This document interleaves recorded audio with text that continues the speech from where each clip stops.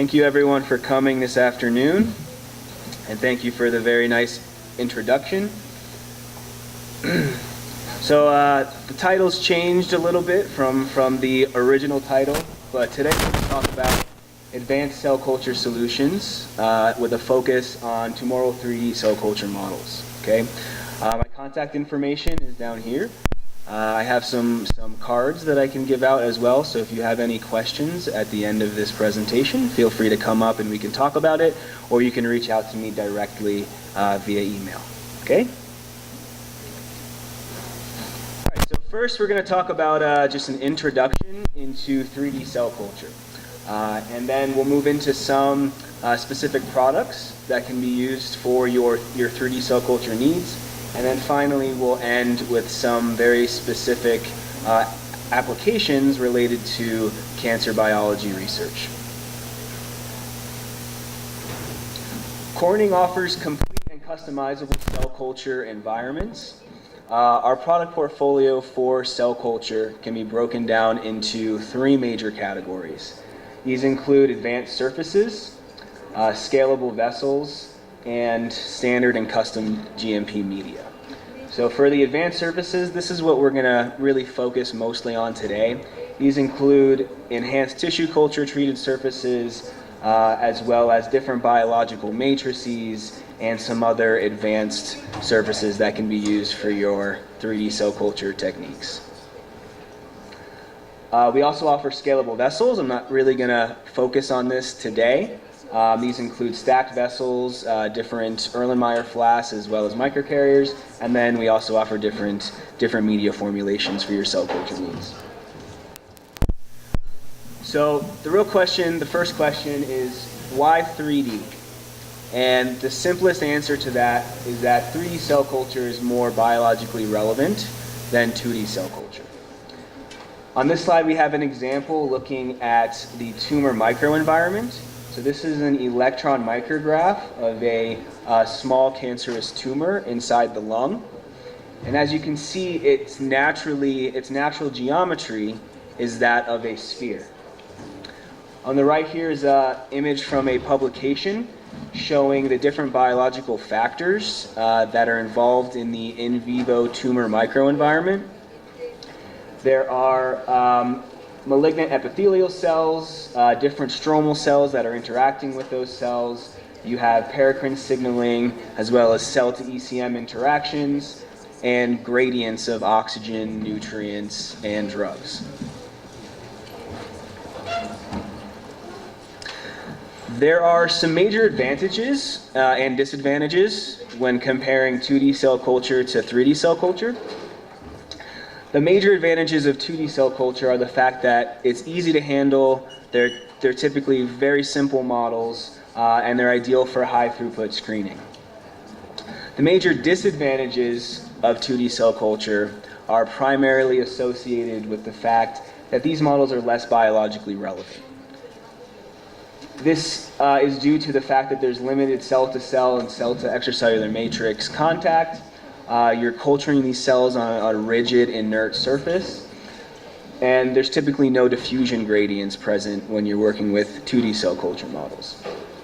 Because of these factors, you often see gene expression that is less representative compared to the gene expression in vivo, and you may not have predictive results when you complete your drug screening. So your drugs may behave differently when you screen them in a 2D cell culture model compared to how they would behave when treating a patient. The 3D cell culture models aim to essentially capture the disadvantages that are seen in 2D cell culture models. So there's physiological cell-to-cell contact, there's interaction of the cells with the extracellular matrix. You typically see similar morphology and polarity as to what's seen in vivo. And we often see gene expression that's comparable in 3D cell culture models compared to what's seen in vivo. Okay, so this slide is going to get very detailed. It's going to get very busy, but I want to go over the major factors that we try to capture in our 3D cell culture models. Okay?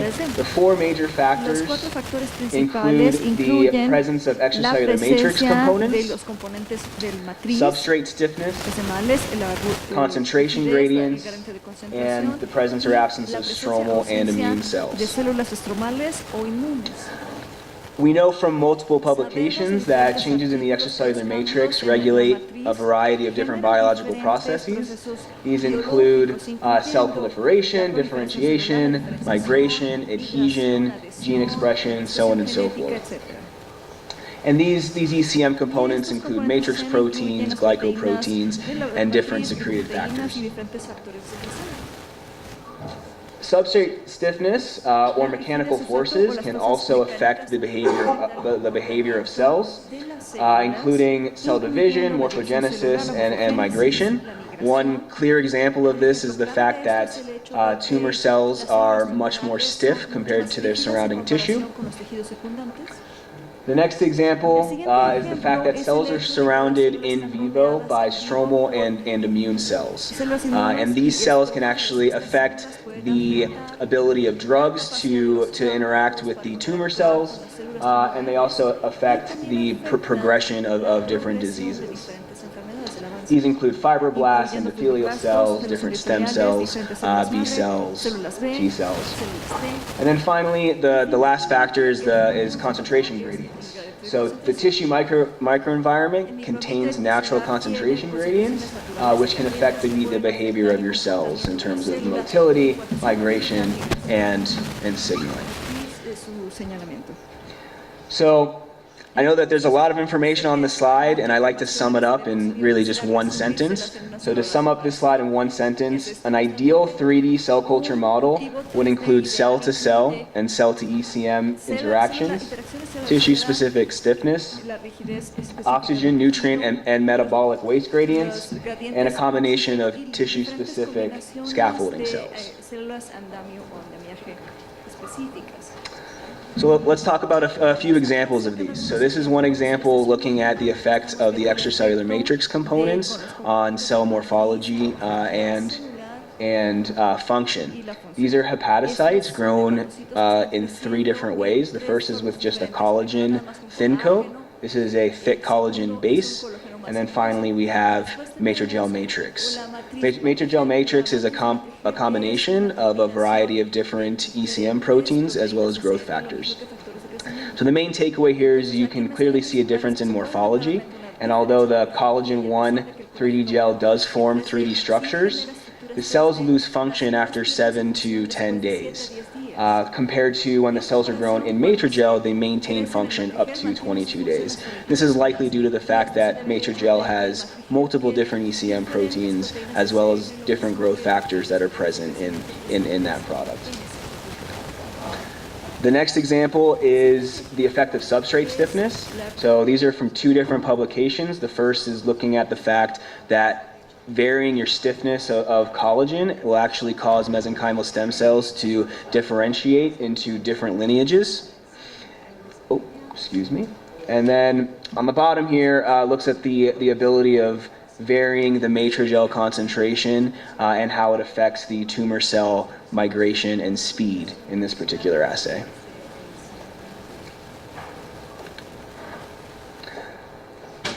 So in vivo, cells naturally develop concentration gradients. This is an example of spheroid architecture. There are three different zones of the cells in different points of their life cycles. The first is the outer proliferating zone. We have a intermediate quiescent viable zone, and then finally there's a necrotic core. We also see gradients of CO2 and waste products, as well as oxygen, nutrients, cytokines, pH. And then as you can imagine, if you're screening drugs, there are gradients of the drugs in terms of their ability to penetrate into these 3D structures. And then this is an example of some more detailed work that was completed in a publication actually looking at the specific amount of lactates, ATP, glucose, oxygen, and proliferation for these different zones within a 3D spheroid. And finally, this slide highlights the effect of stromal and immune cells on cancer cells in vivo. So this is from a review publication, essentially showing that each one of these stromal and immune cells, including macrophages, fibroblasts, stem cells, endothelial cells, they all secrete different factors, and the secretion of those factors has been found to affect the resistance of the tumor cells in this model to that drug. Okay? And this is actually a long list of different secreted factors as well as cell types and different cancer types. Okay. So those are the general principles that I'd like you to keep in mind as you're developing 3D cell culture platforms. And so now we're going to talk about some of the actual techniques that you can use in your lab for 3D cell culture. The 3D cell culture techniques can be broken down into three major categories. These include anchorage independent or non-scaffold based, anchorage dependent or scaffold based, and the third is specialized 3D cell culture platforms. The non-scaffold platforms typically rely on a biologically inert surface and the ability of the cells to self-aggregate into a 3D structure. A few examples of that are the hanging drop and the low attachment plates. The anchorage-dependent models utilize either biologically derived extracellular matrix proteins or synthetic ECM proteins or materials to provide a scaffold for your cells to form a 3D structure. And then finally, there are some specialized 3D platforms, including microfluidic devices and different micropattern plates. Today we're going to focus on these two major areas and talk about the different Corning products that you can use for your 3D platform assays. So Corning offers a variety of advanced surface technologies for cell culture. We have different enhanced tissue culture treated surfaces. We're not going to really talk about these today because they're primarily used for 2D cell culture. So I'm going to focus on these other categories.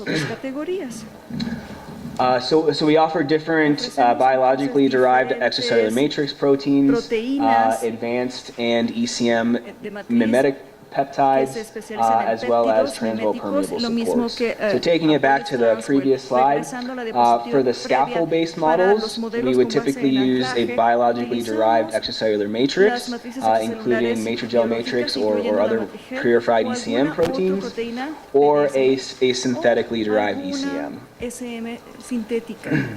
For the scaffold-free methods, we have something called the ultra-low attachment surface. It essentially limits the ability of your cells to attach to the plate and causes them to form a 3D structure.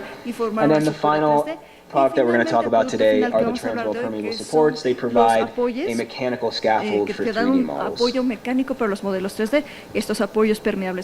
All right, so let's talk about some of the biological ECMs that Corning provides that you can use for your 3D cell culture platforms. Probably the most well-known is matrigel matrix. Matrigel is isolated from EHS mouse tumors. It's been referenced in more than 10,000 publications. We do provide a lot matching and reserve service. It's primarily composed of laminin, but it has other ECM proteins as well as natural growth factors. We offer a growth factor reduced version as well as a high concentration matrigel that can be diluted and used for in vivo studies as well. Other biologically derived ECMs that you can use for your 3D platforms include the high concentration laminin and actin complex as well as the high concentration collagen 1. On this slide, we're looking at a few different methods for utilizing matrigel. So on the left is just a standard 2D cell culture plate. In column B, we have a 3D base, so this is a thick layer of matrigel. Column C is a 2% matrigel overlay. And then column D is a combination of a thick layer of matrix gel combined with a 2% matrix gel overlay. For this particular cell type, this breast cancer line, 14-1, it required both the matrix gel base as well as the matrix gel overlay to form this 3D structure. But other cell types, we see 3D structures forming with just an overlay or just a 3D base. We offer other biologically derived ECMs. These are animal or human derived and include everything from collagen 1 to vitronectin. And these are also very useful for 3D cell culture applications. This is a very small snapshot of our surface selection guide.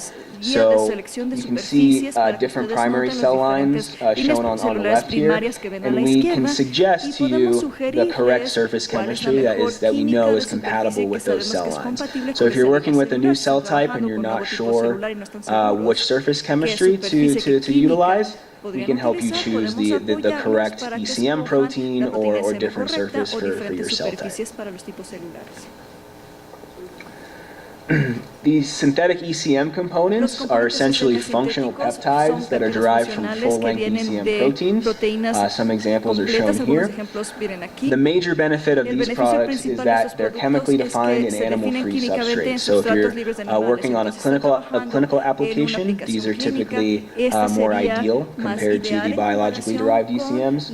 But also because they're chemically defined, there's less batch-to-batch variability.